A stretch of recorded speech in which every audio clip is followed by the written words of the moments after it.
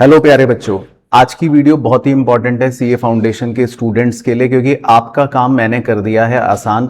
मैंने कर लिया है पिछले 15 अटेम्प्ट्स के पूरे पेपर का एनालिसिस और उसमें से हर चैप्टर के निकाल लिए हैं वो सारे क्वेश्चंस जो एग्जामिनर पूछ रहा है।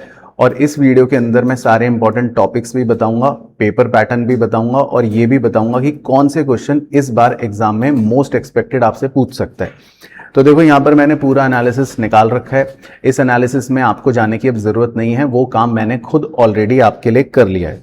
बट यस, एक बार आपको ब्रीफ बता देता हूँ क्वेश्चंस का। अगर मैं ब्रेकडाउन आपको बताऊं, जो पहला क्वेश्चन होता है उसका पहला पार्ट रहता है वो हमारा ट्रू फॉल्स का रहता है, जिसके अंदर की मिक्स ट्रू फॉल्स रहते हैं अलग अलग चैप्टर्स के। बाकी इसके बाद मैंने चैप्टर्स को डिवाइड कर लिया है। चैप्टर 1 जनरली जो थ्योरेटिकल फ्रेमवर्क का है वो चैप्टर रहता है। उसके बाद चैप्टर 2 जो पूरा का पूरा अकाउंटिंग प्रोसेस का है, तो उसमें अलग अलग ये यूनिट्स हैं जो आप यहाँ पर देख रहे हैं टिल रेक्टिफिकेशन। देन उसके बाद चैप्टर 3 में है बीआरएस, चैप्टर 4 में है इन्वेंट्री, चैप्टर 5 में है डेप्रीसिएशन, चैप्टर 6 में है बिल्स ऑफ एक्सचेंज और चैप्टर 7 में है फाइनल अकाउंट्स। फाइनल अकाउंट्स में जनरली 2 यूनिट्स हैं, मैन्युफैक्चरिंग वाला भी और नॉन मैन्युफैक्चरिंग वाला भी। उसके बाद चैप्टर नंबर 8 है, चैप्टर नंबर 9 है accounts from incomplete record single entry वाला, एंड देन चैप्टर नंबर 10 और चैप्टर नंबर 11 में मैंने 2 पार्ट्स करें। पहला पोर्शन रखा है जिसमें हम इशू करते हैं, यानी कि शेयर्स या डिवेंचर्स को इशू करते हैं, और जो दूसरा पोर्शन है यूनिट 5 यूनिट 6 का, जिसमें हम रिडम्पशन करते हैं। ये वाला यूनिट क्योंकि नया यूनिट है तो ये पहले एग्जाम में आता ही नहीं था, तो नॉट एप्लीकेबल बेसिकली वो लिखा हुआ है। अब देखो इसके अंदर कुछ चैप्टर्स ऐसे हैं जो रेगुलरली लगातार आ ही रहे हैं। अगर मैं टॉप मोस्ट इंपॉर्टेंट मार्क कर लूं तो इसमें है इशू ऑफ शेयर्स और या इशू ऑफ डिवेंचर, यानी कि शेयर या डिवेंचर्स इशू करने का क्वेश्चन हर साल हर अटेम्प्ट में 10-15 नंबर का श्योर शॉट चल रहा है।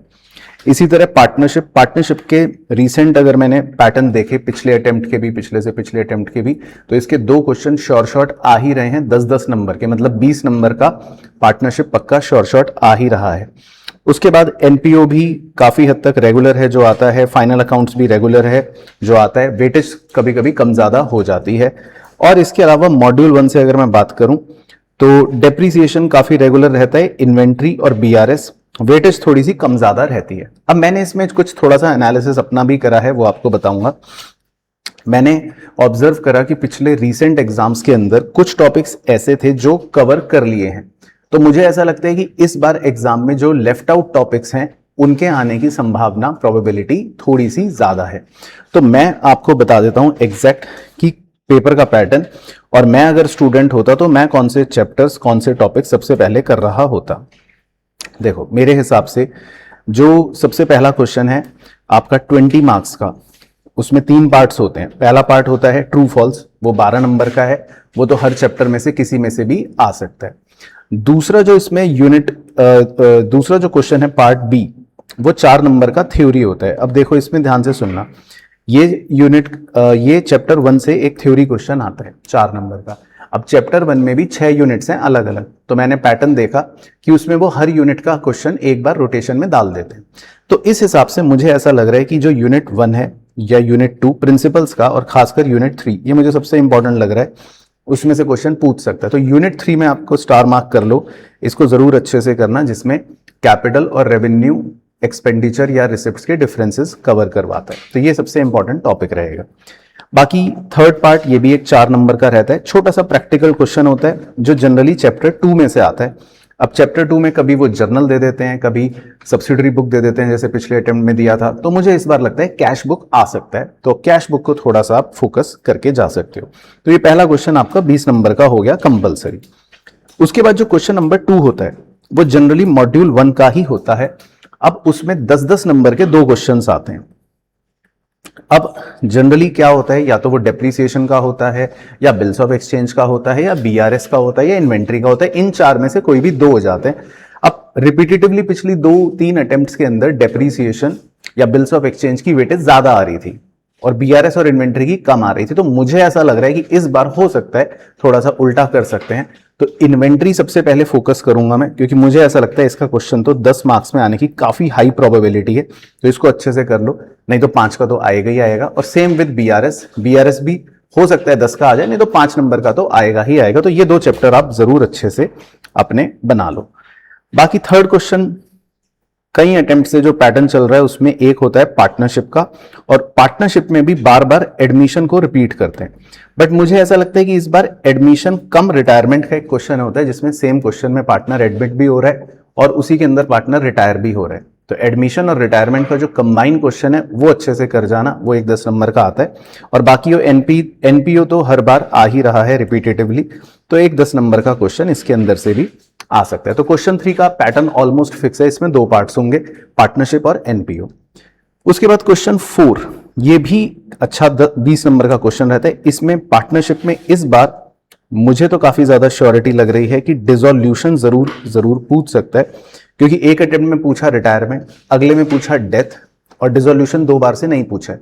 तो इस अटेम्प्ट में डिसोल्यूशन आपसे पूछ सकते हैं। तो डिसोल्यूशन में पीस मील डिस्ट्रीब्यूशन जो है उसको अच्छे से कर लेना, क्योंकि उसका क्वेश्चन डायरेक्ट आता है और वो 10 नंबर का क्वेश्चन आपका श्योर शॉट रहेगा पार्टनरशिप के अंदर, ठीक है। और साथ में दूसरे पार्ट के अंदर फाइनल अकाउंट्स की प्रोबेबिलिटी ज्यादा है, क्योंकि ये कई बार से रिपीट होता है, बड़ा टॉपिक भी है और 10 नंबर में एक परफेक्ट क्वेश्चन बनता है।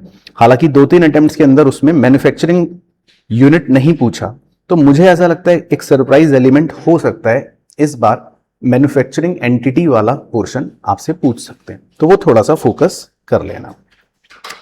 उसके बाद 5th क्वेश्चन जो होता है वो सबसे ज्यादा मैं बोल सकता हूं बड़ा होता है, क्योंकि इसमें 3 पार्ट्स होते हैं और पहले पार्ट्स में चॉइस भी होती है। तो इसमें जनरली क्वेश्चन छोटे छोटे आते हैं, 5-5 नंबर वाले। तो उसके अंदर छोटा सा 5 नंबर रेक्टिफिकेशन या 5 नंबर बिल्स ऑफ एक्सचेंज या 5 नंबर का सिंगल एंट्री, लेकिन रिडम्पशन वाला पोर्शन एक बार आप अच्छे से करके जाना, क्योंकि वो मुझे लगता है कि आपसे पूछ लेगा। और क्वेश्चन नंबर जो 6 है वो हर साल बिल्कुल फिक्स ही रहता है, तो मैं भी उसमें ज्यादा छेड़छाड़ नहीं करूंगा। क्वेश्चन नंबर 6 के अंदर हमसे सिक्योरिटीज इशू करवाता है, ये तो श्योर शॉट है। अब जनरली 90% चांस में वो हमसे इशू ऑफ शेयर का क्वेश्चन ही देता है, लेकिन पिछले कई बार से इशू ऑफ डिबेंचर का क्वेश्चन आया नहीं है। तो आप मेरे हिसाब से पहले डिबेंचर भी कर लो, क्या पता एलिमेंट ऑफ सरप्राइज हो इस बार, और इस बार हमको डिबेंचर्स इशू करने पर क्वेश्चन दे दे 10 नंबर का। बाकी शेयर्स इशू करने का क्वेश्चन जनरली 15 नंबर का रहता है, वो तो है ही है, वो तो करना ही करना है। और बाकी 5 नंबर का एक थ्योरेटिकल क्वेश्चन रहता है, वो तो कहीं से भी आ सकता है। तो ये पेपर का पैटर्न हो गया, और साथ ही साथ इसमें वो चीजें हो गई जो अगर मैं स्टूडेंट होता तो इन चीजों पर फोकस करता, राइट। तो सारे वो इंपॉर्टेंट टॉपिक्स हैं जो आपको करने हैं, और बाकी मैंने आपको बता ही दिया। ये अलग अलग चैप्टर्स हैं, कुछ चैप्टर्स जो रिपीटेटिवली आ रहे हैं वो भी मैंने मेंशन कर दिए कि कौन से हैं इंपॉर्टेंट। लेकिन आप अपनी जब तैयारी करो तो मेरे हिसाब से ये जो चैप्टर यहां पर मैंने मेंशन करे हैं और उनकी जो वेटेज है उस हिसाब से अपनी तैयारी अच्छे से करना। तो माय सजेशन वुड बी कि पार्टनरशिप में ये कॉम्बो एडमिशन का और डिसोल्यूशन का अच्छे से कर लो, और issue of share and debenture अच्छे से कर लो, ये पक्का हो जाएगा। और बाकी फाइनल अकाउंट्स, इसमें से एक क्वेश्चन आ सकता है, और इस बार बीआरएस और इन्वेंट्री मॉड्यूल 1 में से बहुत अच्छे से कर लेना। हो सकता है ये दोनों ही चैप्टर 20 नंबर के वेटेज के आ जाएंगे, राइट। चलो, बाकी कोई डाउट होगा तो मुझे नीचे कमेंट करके बता देना, मैं आपको उसका रिप्लाई करके बता दूंगा। और नेक्स्ट वीडियो में मैं आपके साथ एक और इम्पॉर्टेंट डिस्कशन करूंगा। बाकी जो लाइव क्लासेस का शेड्यूल है वो आपको मिल ही चुका है, मैंने नीचे पिन कमेंट में सारे रिसोर्सेज हब भी डाल दिए हैं, चेकआउट कर लेना, जिसमें सारी वीडियोस आपको मिल जाएंगी, अकाउंट्स की भी और इकोनॉमिक्स की भी, राइट। चलो, ऑल द बेस्ट, ज़्यादा टाइम वेस्ट नहीं करते, फिर मिलेंगे लाइव क्लास में। Bye bye.